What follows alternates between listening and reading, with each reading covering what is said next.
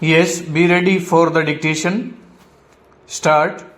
There should be a review with regard to all posts which have existed for 3 years or over every year between the months of May July, when there is relatively less pressure of budget work stock. The administrative secretary will make a list of temporary posts which have existed for 3 years and send proposals for their permanent by the end of May to the chief secretary, who may depute one of his deputy secretaries to deal with these cases. Stop. The proposals will then be processed through a committee of officers comprising the senior financial commissioner as chairman, the chief secretary, the planning secretary, the finance secretary, and the secretary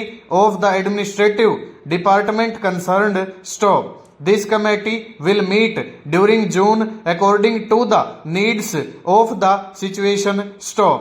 The deputy secretary concerned will act as secretary of this committee. Stop. Where technical posts are involved, the secretary of the administrative department will be at liberty to get the assistance and presence of such technical officers as the wishes. Stop. This committee of officers will, after discussion, make recommendations as to which posts should be made permanent. Stop.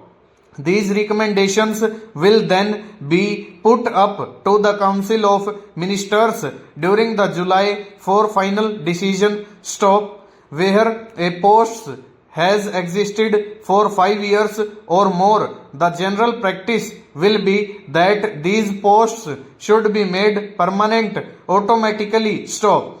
The administrative secretary concerned would therefore take necessary action in consultation with the finance department. Stop. In order, however, to provide some safeguard where the finance department specifically objects to making posts permanent, the matter should be referred to the same committee as is mentioned at above through the Chief Secretary to Government Punjab by the end of May each year. Stop. The committee will again make suitable recommendations to the cabinet whose decisions will be final. Full stop. Over.